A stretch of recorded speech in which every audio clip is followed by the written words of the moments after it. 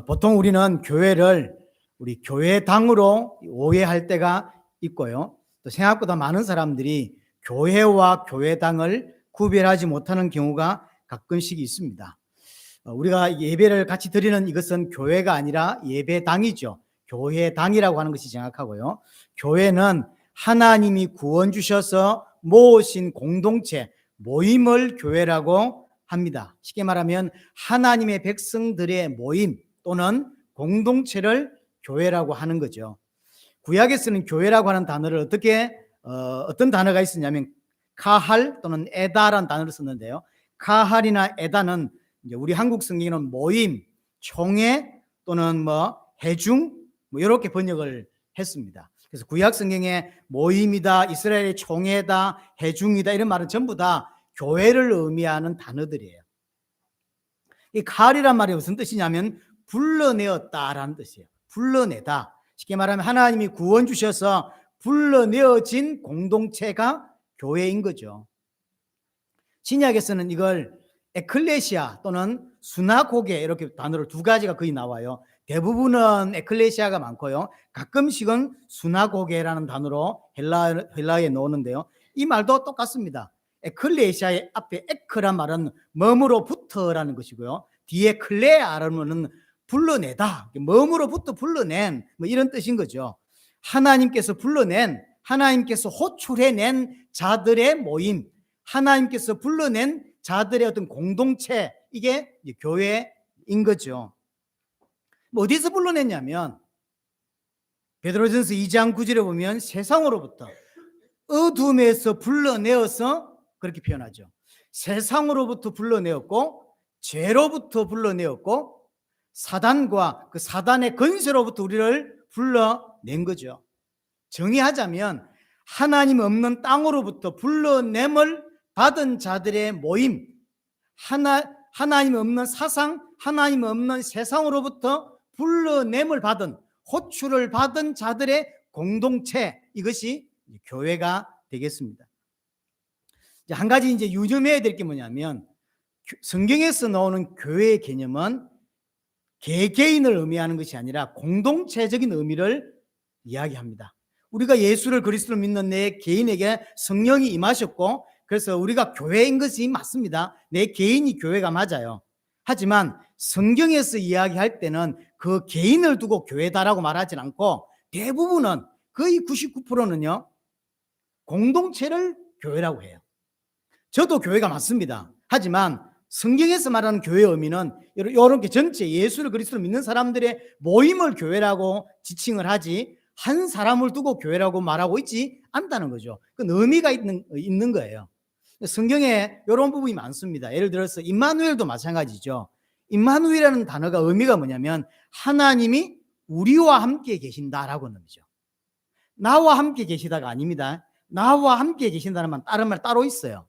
임마누엘은 하나님이 우리와 함께 계신다고 하는 의미예요. 성경은 개인의 신앙도 굉장히 중요하게 다루고 있지만 전체를 항상 같이 이야기하고 있는 거예요. 그래서 하나님 교회라고 할 때는 그 사람의 개인의 신앙도 중요하고 이게 중요한 거, 전체가 공동체가 중요한 거죠. 그래서 그리스도를 머리로 하고 나머지 모든 개인이 하나의 유기체가 되어져서 모여있는 공동체, 이걸 교회라고 하는 것입니다.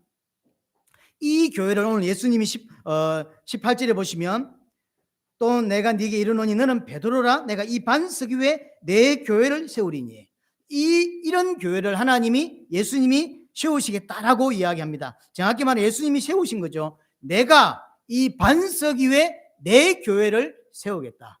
교회는 누가 세운 거냐면 예수님이 세운 거예요. 누가 세울 수 있는 게 아닙니다. 참된 교회는 그렇습니다. 또 그래서 교회는 예수님의 것이에요. 예수님의 것. 그러니까 교회의 주인은 예수라고 하는 거죠. 예수님이라고 하는 거죠. 그래서 교회의 머리가 예수님이다라고 이야기하고 교회의 주인이 예수님이에요. 자, 그러면 현실적으로 전 세계 교회를 볼 때 정말로 저 교회가 하나님이 세우신 교회가 맞냐라고 의심되는 교회들이 있어요. 이 말은 무슨 말이냐면 가짜 교회도 있다는 거예요.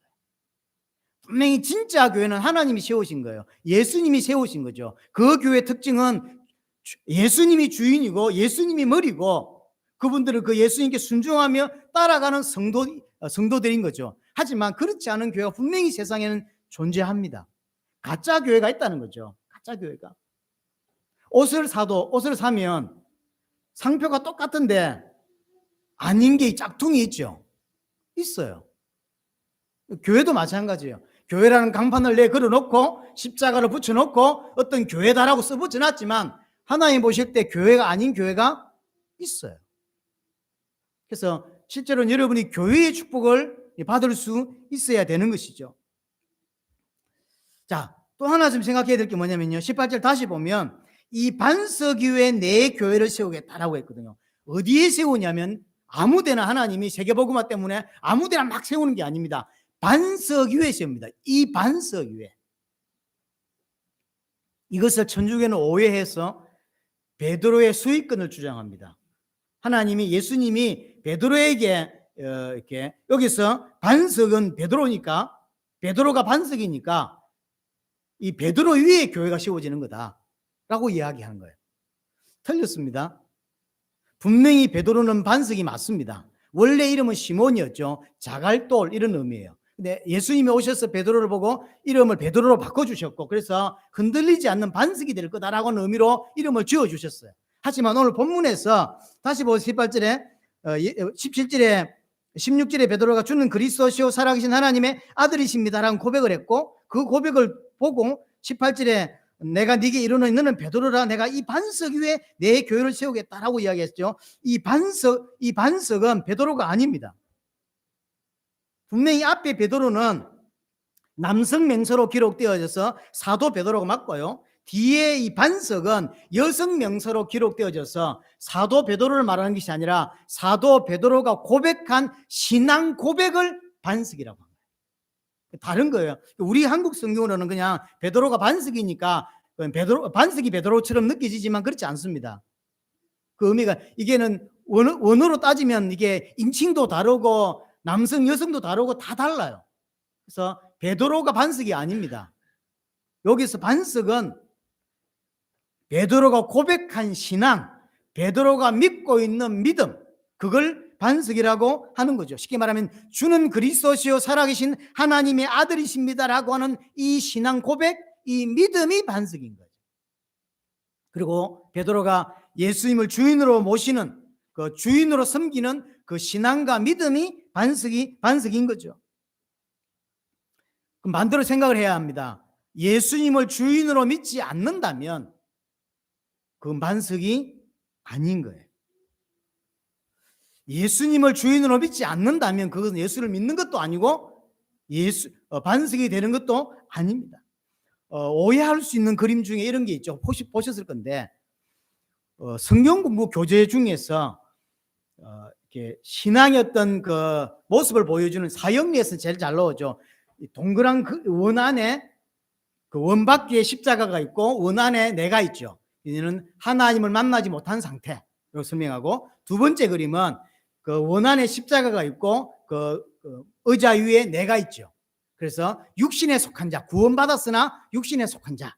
마지막 그림은 그 원 안에 그 의자 위에 십자가가 있고 내가 그 밑에 엎드려 있죠. 영에 속한 자, 이렇게 설명을 보신 그림이 있을 거예요.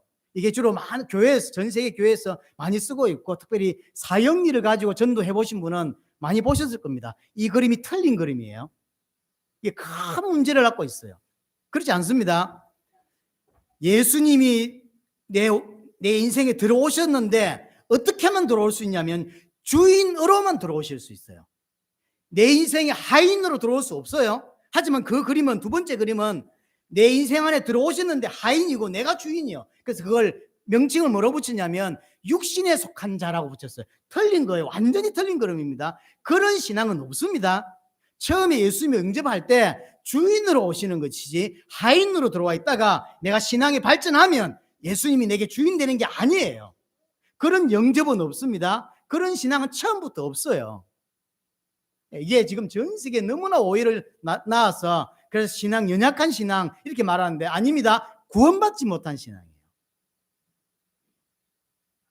분명히 우리가 육신이 강해서 주님이 주인이 맞지만 그걸 거부하는, 그래서 육신이 더 강한 이 상태는 분명히 있어요. 하지만 근본적으로 내가 예수를 믿는다라고 하는 의미는 예수님이 내 인생의 주인이다라고 하는 거예요. 예수를 믿는다는 의미 자체가. 그래서 주인으로 모시지 않은 영접은, 주인으로 모시지 않은 믿음이라는 건 없는 거예요.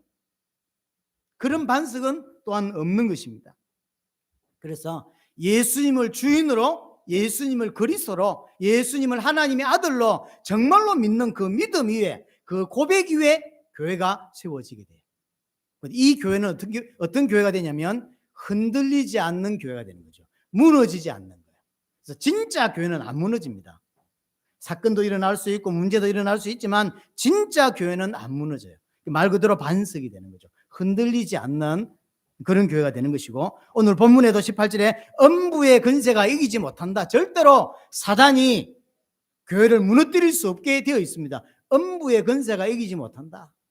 진짜 교회는. 하지만 가짜 교회는 그렇지가 않죠. 사단의 놀이터가 됩니다. 사단이 쥐 흔들어도 아무도 뭘 못하는, 그건 가짜 교회예요. 진짜 교회는 절대로 음부의 권세가 이기지 못하게 되어 있어요. 또 하나 19절에 천국 열쇠를 주겠다라고 이야기했습니다. 요한일서 5장 4절에도 진짜 교회는 세상이 이기지 못한다라고 했어요. 그렇죠? 진짜 믿음을 가진 자는 세상을 이기게 되어 있다는 이야기인 거죠. 우리의 믿음은 이것이니 세상을 이긴다라고 얘기하죠. 진짜 믿음은 세상을 이기게 되어 있습니다. 진짜 교회는 절대로 무너지지 않게 되어 있어요. 근데 마지막 좀 궁금한 게 20절이죠. 이에 제자들에게 경고하사 자기가 그리스도인 것을 아무에게도 이르지 말라 하시니라. 기막힌, 제가 볼 때 성경 안에서 베드로가 고백한 고백보다 더 멋진 고백은 없어요. 최고의 고백이에요. 그런데 갑자기 예수님이 자 이제부터 제대로 세계복음을 하자 이래야 되는데 아무도 이야기하지 마라 이렇게 이야기해요. 이게 뭐 어떤 의미죠? 그래서 이 많은 이야기들이 있습니다. 이게 어떤 의미일까? 이게 어떤 의미냐면 지금 베드로가 기가 막힌 성경이 원하는 고백을 했지만 베드로는 아직 자기가 고백한 그 의미를 정확하게 알지 못해요. 정확하게. 자, 예수님이 제자들에게 물었습니다. 사람들이 나를 어떻게 믿고 있냐? 그러니까 세례 요한, 엘리야, 에레미야 선지자 중에 하나라고 믿고 있습니다. 그러니까 곧바로 너희는 나를 어떻게 믿냐라고 하니까 사실은 제자들도 그렇게 믿고 있었던 거예요. 제자들도 예수님을 그렇게 따라다녔지만 예수님을 세례 요한으로, 엘리야로, 선지자 중에 하나로 그렇게 믿고 있었던 거죠. 그러다가 베드로가 아무도 말을 안 하니까 튀어나와서 주는 그리스도시요 살아계신 하나님의 아들이십니다라고 고백을 하니까 바요나 시몬아 네가 이걸 어떻게 알았냐? 네가 이거 알게 된 것은 하나님의 은혜다. 하나님의 계시다라는 이야기를 하시죠. 중요한 것은 이렇게 엄청난 기가 막힌 고백을 했었는데 베드로는 이 의미를 정확하게 알지 못한단 말이에요. 유대인들이 생각하는 그리스도는 요한복음을 제가 설명하면서 이야기 드렸죠. 정치적인 메시아, 그 다음에 경제적인 메시아. 지금 이 나라가 어렵고 그래서 로마에 속국되어 있습니다. 메시아가 오면 다윗 같은 왕 같은 메시아가 올 거라고 믿고 있고 그가 오면 이 나라를 로마에서 건져내고 지금 경제가 너무 어려운데 경제를 완전히 부흥시킬 그런 경제적 메시아, 경제적 그리스도를 확실하게 믿고 있는 거죠. 사실 지금 전 세계 많은 기독교인이 그렇게 믿고 있습니다. 예수 믿는 이유가 뭐죠? 지금 나의 어려움을 넘어서고 많은 그 경제의 축복을 받고 성공하고 응답받고 그거거든요. 지금도 사실은 똑같아요. 많은 기독교인들이 그리스도를 잘못 이해하고 있습니다. 예수 믿는 이유를 뭐라고 그들이 믿고 있을까요? 경제적인 그리스도를 믿고 있다니까요. 마지막에 예수님이 십자가 지고 부활하신 이후에 성천하십니다. 성천하실 때 마지막에 베드로가 마지막 질문, 예수님께 할 수 있는 마지막 질문 뭐라고 하죠? 이스라엘 나라가 언제 회복됩니까? 그때까지도 예수님이가 3년 반 있었고 십자가 지고 부활하셨단 말이에요. 여러분들이 부활을 체험했다면 어땠을까요? 정말로 죽었는데 다시 3일 만에 살아났어. 어떨까요? 이 부활을 체험한 베드로가 뭐라고 하냐면 예수님께 마지막 질문입니다. 이 나라 언제 회복됩니까? 주님 이렇게 가버리면 이 나라는 어떻게 되는 거예요? 베드로는 여전히 예수님의 십자가와 부활까지 봐놓고 여전히 그리스도에 대한 잘못 생각을 하고, 분명히 예수님은 그리스도가 맞아요. 그런데 왜 성천하면 안 되는데 이 나라는 어떻게 되는 거야? 이런 생각을 여전히 가지고 있는 거죠. 21절에 보시면, 오늘 본문의 21절에 보시면, 그때로부터 예수 그리스도께서 자기가 예루살렘에 올라가 장로들과 대제사장들과 서기관들에게 많은 고난을 받고 죽음을 당하고 제3일에 살아야 할 것을 제자들에게 비로소 나타내시니, 이제 이 고백 이후에 예수님이 십자가 지고 죽을 것에 대한 이야기를 본격적으로 이제 꺼내기 시작합니다. 그러니까 저 보세요. 22절 보세요. 베드로가 예수를 붙들고 항변하여 이르되 주여 그리 마옵소서라고 이야기하죠. 여기 항변이라고 하는 단어가 에피티마한이라는 단어인데, 꾸짖다, 책망하다, 야단치다라는 단어예요. 한국 단어는 상당히 그래도 많이 뭐랄까요, 유하게 번역을 했습니다. 원어는 그런 의미 아니에요. 따로 불러서 야단치고 꾸짖다 그런 거예요. 쉽게 말하면 흉내를 어떻게 낼지 모르겠는데, 주님 그건 아니죠, 이런 거예요. 주는 그리스도시요 살아계신 하나님의 아들이시면 엄청난 축복을 해주시죠. 그러고 나서 이제 본인이 가실 때가 됐단 말이에요. 십자가 지고 가셔야 된다고. 그 십자가 이야기를 본격적으로, 베드로의 고백 이후부터 본격적으로 십자가 이야기를 끄집어내기 시작합니다. 그러니까 베드로가 이거 아니지. 그러니까 지금 베드로는 예수님을 진짜 주인으로 모시고 있는 게 아니에요. 그러니까 말은 주인이죠. 주님 선을 넘는 말 그만하시죠, 이런 거. 지금 그건 아니지, 지금 죽으면 안 되지, 이런 거예요. 혹시 드라마 같은 데 보시면 왕이 어린아이예요. 근데 대신 중에 왜 힘 있는 대신이 이제 왕 앞에 와서 전하 이러는데 애가 울죠. 왕인데, 진짜 왕은 얘인데 울고 대신이 자기가 말한 대로, 자, 저 영의정은 이번에 목을 치시고 쟤는 기왕 보내시지요, 이러면 예 그렇게 하겠습니다 이러죠. 진짜 주인이 누구죠? 얘예요. 왕은 따로 있는데 똑같은 거예요. 베드로가 좀 예수님을 따라다니면서 그리스도가 맞구나 라고 이해했는데, 어떻게 이해했냐면 자기의 경제적인 것이나 이런 것들을 진짜로 해주실 그리스도를 믿고 있는데 죽는다는 거예요. 그러니까 항변하여 따로 불러서 야단쳐서 이러되 이건 아니잖아요, 이 말이에요. 지금 베드로는 예수님을 그리스도로 믿고 있지만 진짜 그리스도로 또는 주인으로 믿고 있는 상태가 아니에요. 자기가 한 고백이 어떤 고백인지도 잘 모르는 거예요, 사실은. 사실 역사에 베드로만큼 엄청난 고백을 한 사람은 없어요. 그런데 해놓고 그게 어떤 의미인지도 몰라요. 베드로는 여전히 예수님을 육신적인 그리스도로 이해하고 있습니다. 그럼 베드로의 고백이 틀렸냐? 맞죠. 이게 성경이 원하는 고백이에요. 하지만 아직은 그 의미를 모르고 있다. 그러니까 바로 예수님이 뭐라고 하냐? 23절에 사단아 물러가라, 그렇게 하죠. 베드로가 사단이 돼버렸습니다. 갑자기 엄청난 고백을 했는데, 이 사건이 언제 벌어진 사건인지는 잘 모르겠지만 사단아 내 뒤로 물러가라. 지금 뭐라고 이야기하면 너는 하나님 일을 생각지 아니하고 사람의 일을 생각하는구나. 베드로는 예수님이 안 가는 게 낫죠. 그래서 베드로가 생각할 때 예수님은 그리스도가 맞아. 그래서 조금 붙어서 살면 엄청난 뭐가 회복될 거라고 생각했던 것 같아요. 근데 갑자기 죽고 가겠다거든. 그러니까 이제 이해가 안 되는 거죠. 그건 아니지, 그리스도 가시면 안 되지, 이런 생각을 하는 거죠. 그래서 예수님이 사단아 물러가라 이야기를 하시고, 너는 하나님 일이 아니라 사람의 일을 생각하는도다. 베드로는 여전히 아직도 육신적인 그리스도로 생각하고 있는 거죠. 분명히 예수가 그리스도가 맞아요. 그런데 육신적으로 이해하고 있어요. 나중에 계속 베드로는 예수님을 부인하는 사건이 벌어지죠. 왜냐하면 아직 베드로는 자신의 인생의 주인이 예수님이 아니에요. 목적이 있어 예수를 그리스도로 믿고 있는 거예요.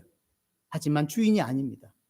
나중에 베드로는 AD 60 몇 년도, 66년도입니까? 67년도입니까? 그때 베드로는 거꾸로 십자가에서 못 박혀 죽죠. 그때는 순순히 끌려가 죽는 게 아니라 순순히 예수님이 올바르게 십자가 못 박혔는데 내 같은 놈이 뭐라고 올바르게 십자가 죽겠냐고, 나를 거꾸로 매달아 달라 그랬다고 하죠. 전성에 의하면. 그래서 거꾸로 십자가에서 죽습니다. 그리고 제자들 중에 어떤 사람은 이게 누가 그랬다고 하죠? 껍질이 벗겨 죽었다 그랬죠. 요한은 펄펄 끓는 기름 가마에 던짐을 받았죠. 다 그렇게 죽었어요. 그냥 주님이 주인이거든. 자기 인생의 주님이 주인이시란 말이에요. 자기 인생의 주님을 주인으로 믿지 않는 것은 믿는 것이 아닙니다. 그건 반석일 수 없고 그 위에는 교회를 세우지 않습니다. 진짜 교회는 그래서 안 무너지는 거예요. 전 세계에 얼마나 가짜 교회가 많겠습니까? 나중에 예수님을 이제 잡혀가실 때 거기에 이제 정이 있어서 그런지 다 도망갔는데 지는 다 도망 안 가고 이러고 있다가 어떤 여자가 예수님과 같이 있던 애가 맞는데 아니라 잘못 봤다고 비슷하게 생긴. 내가 원래 그런 말만 듣는다고 원래 그리 생긴 것 같다. 또 말하죠. 또 부인합니다. 세 번째는 저주했다고 하죠. 저주하고 닭이 울죠. 닭이 울고 예수님은 눈이 맞춰졌어요. 세 번이나 부인하잖아요. 예수님을 믿고 있지만 정말로 예수님이 그 인생의 아직 주인이 아니에요. 베드로는 아직 그리스도를 이해하지 못했고, 베드로는 아직 그리스도가 자기의 주인도 아니고 아직 반석이 아닙니다. 그래서 지금 베드로가 하는 생각은 사단이 하는 생각을 하고 있는 거예요. 절대 죽으면 안 돼. 예수님 죽으면 안 되지. 이 생각을 하고 그게 사단이 원하는 생각인 거죠. 육신의 생각. 로마서에서 바울은 말하냐면 육신의 생각은 사망이요라고 표현하고 있죠. 그래서 예수님이 사단아 내 뒤로 물러가라. 자, 우리 지금 교회 이야기를 하고 있는데요. 분류상, 개념상 교회를 두 가지로 분류를 합니다. 하나는 무형교회, 형태가 없다는 거죠. 무형교회. 이걸 다른 말로 신학적으로는 우주적 교회다 이렇게 표현해요. 우주적, 쉽게 말하면 아담으로 시작되어서 앞으로 미래에 예수 믿을 모든 진짜 예수 믿는 사람들의 모임인 거죠. 진짜 교회, 예수를 그리스도로 믿는 모든 자의 모임을 교회라고 하는 거예요. 이걸 무형이라고 그래요. 그래서 우리는 볼 수 없는 거죠. 이해되시죠? 아담으로 시작돼서 앞으로 예수 믿을 태어나지도 않은 그 모든 사람들 다 통틀어서 무형교회다 아니면 우주적 교회다 이렇게 표현하는 것이고요. 또 하나가 유형교회입니다. 이게 포함을 가지고 있는 유형교회, 쉽게 말하면 하나님의 백성들의 모임, 하나님께로 호출을 받아서 부름을 받아서 모여 있는 공동체를 무형교회다라고 이야기를 하는 것이죠. 아까 예수님이 이 반석 위에 내 교회를 세우겠다고 할 때 이게 무형교회일까요? 유형교회일까요? 유형교회. 이걸 세우겠다는 거예요. 무형교회 말고 우주적 교회 말고요. 여기 하나빛 교회 같은 이 교회를 세우겠다는 의미인 것입니다. 이 유형교회는 하나님의 목적을 가지고 있고 그래서 구원을 주시고 그래서 세워진 공동체예요. 이 말을 잘 기억하셔야 돼요. 하나님이 목적을 가지고 개인에게 구원을 주시고 그 개인을 이렇게 공동체로 불러 모아서 교회로 만들어 주신 것. 그게 유형교회입니다. 이런 모든 개의 교회가 유형교회죠. 한 가지 여러분들이 명심해 드릴 게 뭐냐면 이 유형교회는 그래서 완전하지 않습니다. 완전하다고 하는 건 진짜 믿는 사람만 다 따로 모았기 때문에 그거는 무형교회 완전한 것이고요. 유형교회는 이런 교회는 우리 하나빛 교회 같은 이런 교회는 완전하지 않습니다. 왜 완전하지 않냐면 진짜로 예수를 그리스도로 믿는 사람이 있고 믿지 않는 사람도 있고 믿지만 연약한 사람도 있어요. 이 사람들이 섞여 살고 있는 데가 유형교회예요. 그런 여러 가지 문제, 여러 가지 사건, 여러 가지 재성들이 툭툭툭 튀어나와요. 여기에 상처받고 여기에 어려움을 당하고 여기에 아픔을 느끼고 이런 분들이 툭툭 튀어나온다고. 튀어나올 수밖에 없어요. 그래서 어거스틴은 어떤 이야기를 했냐면 교회 밖에도 양이 있고, 이 교회란 말은 유형교회를 말합니다. 교회 밖에도 양이 있고 교회 안에도 이리가 있다. 재밌는 이야기였죠. 제가 글을 읽으면서 참 기가 막히다 싶어요. 교회 밖에 양이 있고요. 교회 안에도 이리가 있다는 거죠. 구원받지 못하는 사람이 얼마든지 있습니다. 그래서 이 교회 안에, 이 유형교회 안에는 불안전하다 보니까요, 상처를 받는단 말이에요. 이상한 사람도 많단 말이에요. 그러니까 무교회주의가 왜 나오냐면 여기서 나와요. 교회 가봤더니 이상하거든. 목사가 이상하고요. 그럴까요, 내 혼자? 뭐 저게 교회야. 이러면서 그래서 아예 무교회주의로. 제가 전도운동을 부산에서 할 때 부산대 앞에 교회는 가지 않고 자기들끼리 모여서 하는 데를 있어 내가 갔어요. 그래서 인사하고 요즘 같으면 잘 안 갔을 건데 옛날에는 그때 이제 한참 혈기 있을 때라 갔어. 그러니까 결국 그것도 교회인 거예요. 결국 교회가 싫어서 무교회주의가 되었는데 성교단체예요. 자기들끼리 해보니까 결국은 목사도 필요하고 결국은 뭐가 필요하거든. 그러니까 결국은 또 해. 무교회주의가 왜 나오냐면 워치만이라든지 이런 사람들이 왜 등장하냐면 교회에 많은 불완전한 것 때문에. 근데 불완전한 걸 예수님이 몰랐다? 아셨어요. 그런데 교회를 세운다고. 그럼 교회 목적이 뭐냐? 그건 다음 주에 좀 이야기를 할게요. 뭘 위해서 하나님이 이 불완전하고 사고치고 죄성이 많은 사람들이 모여서 북작북작 그래서 이 땅에 교회를 안 다니는 사람이 몇 명 있겠습니까? 그렇게 교회를 다니고 다 교회를 많은 사람이 교회를 떠난다고. 왜 떠날까요? 이게 뭔가가 안 맞거든, 잘. 근데 그 안 맞는 교회를 예수님이 세웠다니까요. 그 목적을 알아야 제대로 성장하고 제대로 인도를 받을 수 있고 제대로 하나님의 뜻을 이루어낼 수 있는 거예요. 그래서 상처받고 사람들이 교회를 이탈하는 이런 사람들이 나오는 거죠. 다음 주 이야기하겠지만 분명히 이 유형교회는 하나님이 하시는 일이 있어요. 분명한 목적을 가지고 있다. 이것을 모르면 절대로 하나님의 인도, 하나님의 뜻을 이룰 수 없어요. 여러분들이 보는 그 시각이 정확지 않습니다. 이 불완전해 보이고 상처 많고 그래서 사람들에게 아픔을 주고 결국 교회를 떠나게 만들고 이탈하게 만드는 그 교회를 하나님이 왜 세웠냔 말이에요. 그걸 아셔야 돼요. 이걸 모르면 절대로 신앙의 성장이 없게 돼 있어요. 이 이야기는 다음 주 좀 하도록 하겠습니다. 자, 그래서 무형교회와 유형교회에 대해서 올바른 시각을 가지고 있어야 돼요. 올바른 시각을 가지고 있지 못하면 하나님이 원하시는 눈을 가지고 있지 못하게 되는 거죠. 만약에 무형교회만, 전체 우주적 교회만 너무 강조하고 중요시하면 하나님이 세우신 이 공동체의 교회가 공동체 교회를 부정하게 되는 거죠. 개의 교회를 무시하게 되고. 그렇죠. 하나님이 교회, 이 하나빛 교회를 하나님이 세웠다. 우리는 그렇게 믿고 있는데 그런 걸 무시하는 거죠. 교회들이 어떻게 되든 말든 아무 관심이 없고 무교회주의에 빠진다든가 잘못된 교회가 아닙니다. 잘못된 신앙이에요.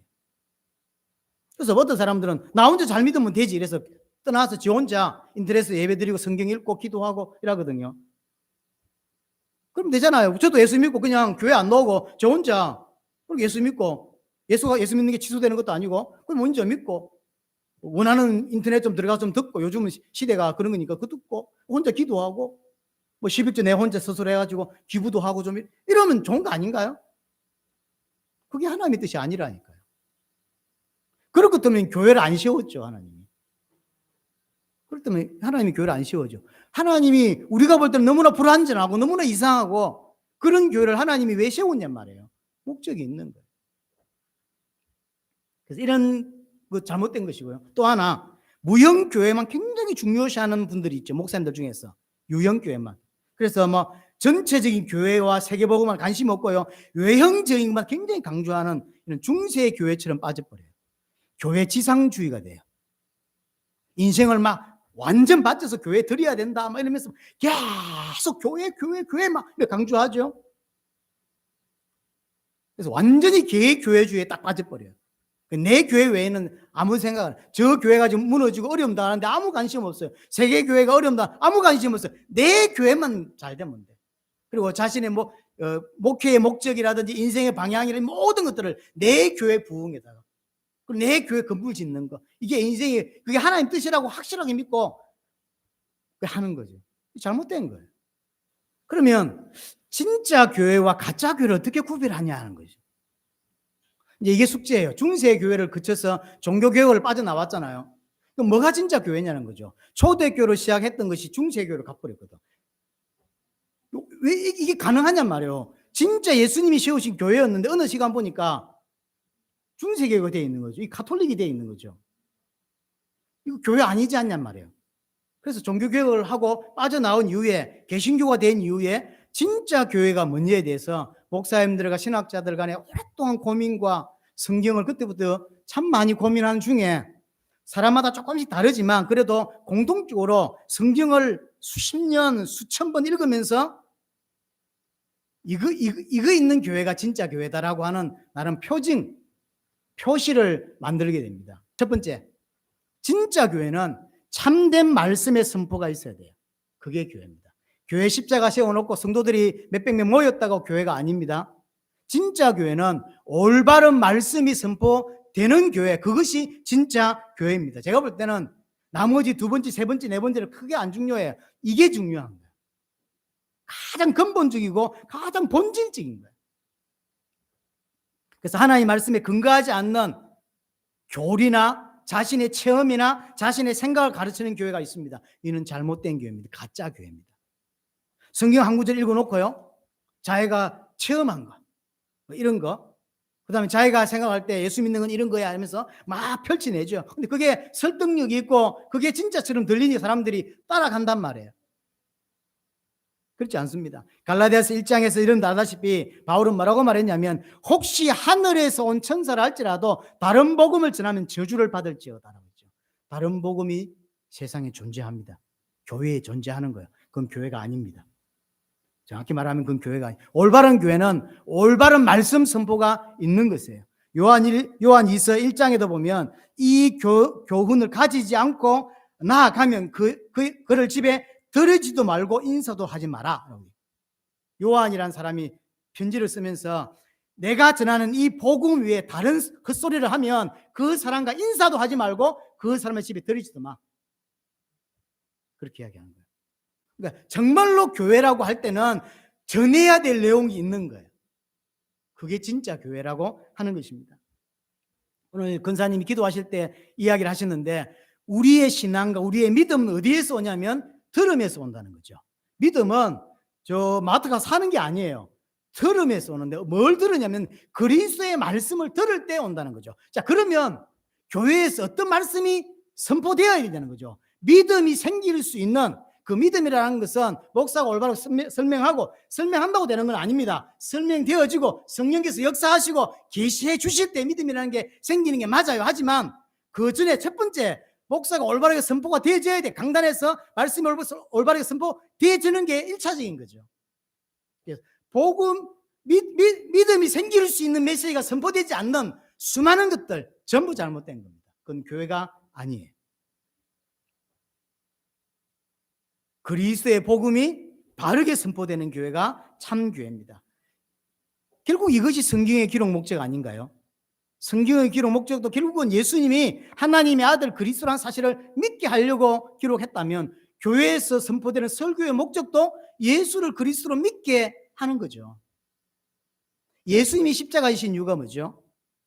인생의 문제를 인간이 해결할 수 없으니까 대신 짊어지고 대속의 죽음을 당하시고 우리를 구원하기 위한 거라고. 예수를 믿음으로 구원하도록, 같은 이야기잖아요. 결국 종교개혁의 이유도 이겁니다. 왜 천주교에서 빠져나왔을까요? 행위를 주장하거든. 예수 믿는 것으로 부족해. 행위를 주장한다고. 거기다가 면죄부까지 팔죠. 이거 사면 지옥 간 아버지가 연옥으로 온다네. 연옥 가 있는 할아버지가 돈 내면 11조 하고 이러면 돈 내면 천국 간대요. 어떻게 생각합니까? 욕을 해줘야 되는데 내가 강단이나 저 박스를 할 수 있는데 내가 참겠습니다. 그게 말이 됩니까? 그럴 거 있다니까요. 행위 아니에요. 여러분들이 아무리 어렵다 할지라도 여러분들이 행위로는 절대로 구원을 얻어낼 수 없어요. 그렇죠? 이 땅의 유명한 목사들 중에서 정말로 내가 볼 때는 구원 못 받았다 이런 사람들이 꽤 있습니다. 유명하니까 제가 듣게 되고, 제가 예를 들어서 미국의 가장 큰 교회 중에 하나가 조엘 오스틴 목사님, 하면 된다, 할 수 있다, 긍정적인 마인드, 이라고 책 얼마나 나왔습니까? 미국의 가장 큰 교회 중에 하나예요. 나는 그분이 구원 못 받았다고 생각하거든요. 구원 받았을까요? 뭐라고 이야기하냐면, 나는 예수로만 구원받는 유일한 길이라고 생각지는 않는다. 여러 방식 중에 하나다. 하지만 믿는 이유는 최고의 베스트 웨이다 라고 해요. 여러 방법이 있는 중에 내가 알고 있는 최고의 방법이 뭐냐면 예수 믿는 거다. 베스트 웨이. 구원 받았을까요? 저는 개인적으로 구원 못 받았다고 생각합니다. 그런데 교회가 얼마나 뭐 사람 몰린 거 보세요. 또 하면 된다, 할 수 있다. 그렇게 주장하는 내용들도 성경 이야기를 끄집어내. 하나님이 원래 사람을 지을 때 하나님 형성대로 지었기 때문에 계속 이렇게 긍정적인 마인드로 하면 된다, 할 수 있다, 아자아자 이러면 그리 된다는 거예요. 또 그리 되거든 또. 그 사람들이 몰릴 수밖에. 그건가 아무 관계 없는 거예요. 아무 관계 없어요. 그건 교회가 아닙니다. 분명히 이야기하지만 저는 그거는 교회가 아니라고 생각합니다. 아무리 미국에서 제일 큰 교회라도. 그럼 말씀을 전하는 가장 기준이 뭐냐면 결국 성경 66권입니다. 이것이 기본입니다. 성경 66권 외에 다른 계시의 책은 없습니다. 왜 이야기를 하냐면 다른 종교를 보면 기독교에서 파생됐다고 하는 많은 이런 교회들 있죠. 교회라고 붙여진 여호와의 증인이든 안상홍 증인이든 뭐 있잖아요. 전부 다 다른 책이 하나 더 있어요. 성경 플러스 뭐 있죠? 간정지 비슷한 것들이 있죠. 다. 그건 성경 아닙니다. 그건 말씀 아닙니다. 저런 걸 자꾸 주장하는 거예요. 천주교도 천주교는 혹시 천주교 성경책 보신 적 있습니까? 우리 성경은 66권입니다. 천주교 성경은 몇 권이죠? 73권이에요. 외경 7권이 포함되어 있어요. 확인해 보세요. 외경 7권이 포함돼서 73권이에요. 그래서 인정할 수 없는 거예요. 그리고 성경 본문을 읽고 막 이렇게 한다고 되는 게 아니에요. 성경에서 말하고자 하는 핵심 주제라는 게 있을 거 아닙니까? 그 핵심 주제를 말하는 교회여야 된단 말이에요. 한 구절 읽어놓고 그냥 오만 소리를 다 하고 오만 정치 이야기를 다 하고 오만 경제 이야기를 다 하고 그게 설교 아닙니다. 그게 올바른 교회가 아니에요. 본문과 전혀 상관없는 정치, 경제, 치유, 성공 그건 교회가 아닙니다. 응답 이런 거. 보세요. 성경 한 구절 읽어놓고요. 지 할 말로 오만 소리를 다 하고 창세기부터 계시록까지 왔다 갔다 하면서 성경이 정말 말하고자 하는 게 뭔데요? 예수 그리스도 아니요. 그러면 창세기부터 계시록까지 어떤 본문을 가지고 설교하든 상관없이 정말로 예수가 그리스도라는 정확한 복음이 계속 선포될 수 있어야 한다는 것이죠. 물론 단어를 예수가 그리스도 쓰란 말이 아니에요. 창세기를 통해서 아브라함 이야기하면서 단어를 한 번을 쓰지 않아도 예수 믿이 되는구나 느끼게 만들어야죠. 그게 올바른 설교인 거죠. 사람들이 어디에서 많이 넘어가냐면 비유풀이.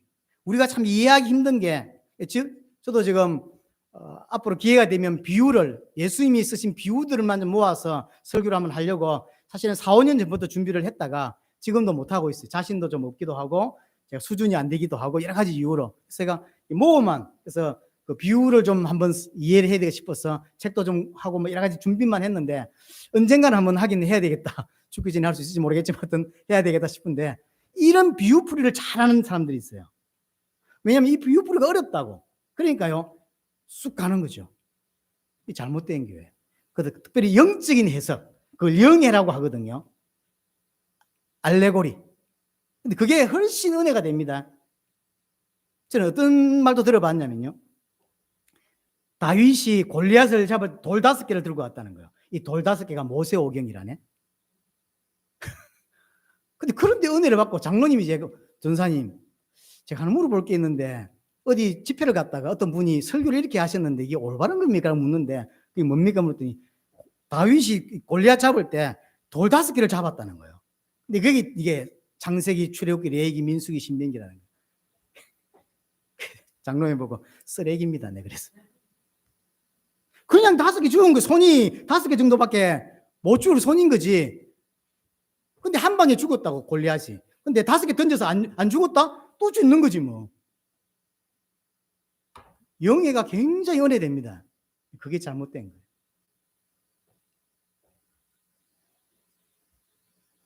예수 그리스도가 중심된 올바른 설교, 복음이 선포되어야 하는 것이죠. 그래서 왜 우리에게 예수 그리스도가 필요하냐? 죄인이니까. 그래서 인간의 상태가 설명되어야 되고 근데 인간은 그 힘이 없어. 스스로 구원받을 수 있는 힘이 없어. 그래서 하나님이 그리스도를 준비하신 것이고 그리스도가 오셔서 십자가와 부활로 어떻게 인간의 문제가 해결됐냐 이런 부분들이 설명이 되어야 돼요. 그게 교회입니다. 두 번째가 성례의 정당한 집행입니다. 예수님이 의해서 시작되었고 예수님이 몸소 행했고 예수님이 명령하신 게 뭐냐면 성례, 세례와 성찬입니다.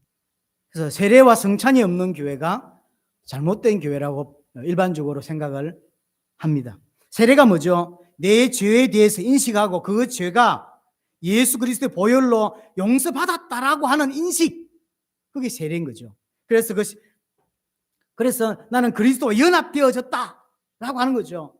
예수의 피로 말미암아 내 죄가 없어졌고 그리스도와 연합되어졌다라고 하는 것이고, 또 하나 중요한 의미는 뭐냐면 세례를 모든 성도 보는 앞에서 한다고.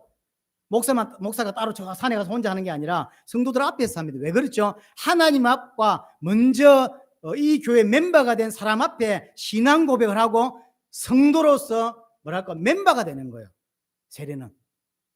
그래서 세례받지 않은 사람을 그 교회 구성원으로 쳐주지 않습니다. 성도일 수는 있지만 진짜 구성원은 세례 이후입니다. 그렇게 보는 거죠. 멤버가 되는 거죠. 그 전에 다닌 사람 인턴? 뭐 그런 거죠. 성찬은 뭐죠? 예수님의 살과 예수님의 피를 의미하는 떡과 포도주를 먹음으로 그리스도와 연합한다라고 하는 의미를 가지는 것이죠. 그래서 그걸 먹으면서 1년에 한 번 또는 1년에 두 번, 네 번 이렇게 먹으면서 나의 정체성을 깨닫는 거죠. 주님이 내 안에 계시다. 나는 구원받은 하나님의 백성이다. 라고 하는 걸 늘 깨닫도록 그 정체성을 알려주는 게 성찬이에요. 그래서 올바른 세례와 올바른 성찬을 거행하는 교회가 올바른 교회다, 참 교회다라고 하는 것이고, 세 번째로 근징의 신실한 시행입니다. 참 이게 어렵죠. 왜 이게 필요하냐면 유형교회 안에는 불신자도 있고 신자도 있고 또 연약한 신자도 있어요. 그러다 보니까 말씀드렸죠. 교회 안에 여러 가지 문제들이 발생할 수 있고 그 성도들이 가지고 있는 죄악으로 말미암아, 죄성으로 말미암아 여러 가지 분란들이 있을 수 있어요. 성결하지 못한 것 때문에 교회 안에 해악을 끼칠 수 있는 이런 여러 가지들이 있을 수 있다는 거죠. 그래서 교회가 올바르게 서 있지 않고 말씀에 서 있지 않고 근징을 행하지 않으면 급속도로 교회는 부패하는 쪽으로 가는 거예요. 근징을 하지 않으니까 교회가 계속 부패하게 거예요. 하나님 보실 때 교회 아닌 쪽으로 갈 수밖에 없는 거예요. 그래서 갈라디아 6장 1절에도 보면요, 무슨 범죄한 일이 드러나거든 너는 온유한 심령으로 그런 자를 바로 잡아라 라고 했어요. 놔두지 말고 그냥 기도하지 말고 가만히 있으라가 아니라 바로 잡아라 이야기하죠.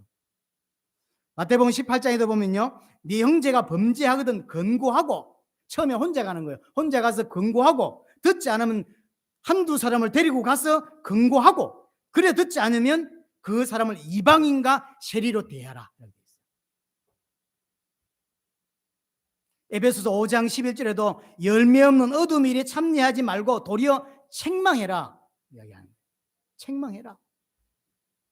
하나님이 세우신 교회를 바르게 지키고 근징하기 바르게 지키기 위해서 근징이 필요하다라고 하는 것입니다. 왜냐? 인간의 재성으로 인하여 교회는 계속 부패될 수 있기 때문에. 그건 자연스러운 일입니다. 그래서 말씀이 올바로 서 있고 근징이 올바로 서 있어야 돼. 그래야만 올바로 교회를 순수하게 보존할 수 있다는 거죠. 가만두면 교회의 의미를 상실하게, 그럼 교회가 아닙니다. 그렇게 되는 거죠. 대표적으로 고린도전서 5장에 보시면 자기 엄마와 잠을 잔 음행을 저지른 자가 있다 그랬죠. 아마 친엄마는 아닌 것 같아요. 친엄마를 그렇게 했지는 않았을 것 같고요. 바울이 그 고린도전서 편지를 쓰면서 어떻게 불신자도 안 하는 짓을 교회에서 했고 그걸 떠버리고 다녔대요. 떠버리고 다녔는데 교회가 아무도 그걸 조정하지 못한 거죠. 바울이 굉장히 화가 났어요. 어떻게 이걸 통한이 여기지도 아니하고 너희 중에 쫓아내지도 않았냐라고 바울이 굉장히 화를 쫓아냈어야 됐단 말이죠. 그 뒤에 성경을 보면 뭐라 되어 있냐면 사단에게 내어주라라고 되어 있어요. 교회 가만 다니게 놔두지 말고 잘라내라는 거예요. 그래야 교회도 정결해지고 그 사람이 구원받을 수 있는 기회가 주어진다라고 표현했어요. 그렇게 교회가 그렇게 나오니까 요즘 같으면 에이씨 들어봐라 그래서 저 가불이지. 그러더라도 그리 해야 된다는 거예요. 그럴 수 있는 교회가 도대체 대한민국에 몇 개 있겠습니까? 그래서 그 대한민국 교회가 타락했다는 게 그거예요. 만약 여기서 제가 이주호 집사 잘랐어. 다음부터 오지 마. 했는데 그 다음에 쭉 가불이지. 성도도 많네 이러면서 근데 고린도 교회 이 사람이 친엄마는 아니지만 아마 후처였던 거죠. 아버지 후처와 이제 잠을 잔 거죠. 음행을 범한 거예요. 그걸 성도들에게 이제 말을 하고 다닌 거죠. 아, 좋았다. 어젯밤에 아주 막 이게 지금 들키면 더 놀라운 일을 자기 입으로 하고 다니는 이 바울이 들은 거예요. 그래서 얼마나 바울이 화를 내는지 모릅니다. 그걸 교회가 감당하지 못해가지고 통한이 여기지도 아니하고 그걸 내어 쫓지도 아니하고 뭐 하는 짓이냐. 사단에게 당장 내어주라. 감사한 건 고린도 후서에 읽어보면 이 사람이 회개하고 돌아온 것 같아요. 회개하고 돌아오니까 바울이 아무 일이 없었던 것처럼 보듬어 주고 모른 척 해줘라. 이렇게. 그 고린도 후서에 나와요. 그래서 이게 필요한 겁니다. 자, 시간이 많이 갔습니다. 오늘 우리는 일반적인 교회에 대한 의미를 살펴봤습니다. 교회가 뭐냐, 그리고 올바른 교회의 표징이 뭐냐, 이것을 살펴봤습니다.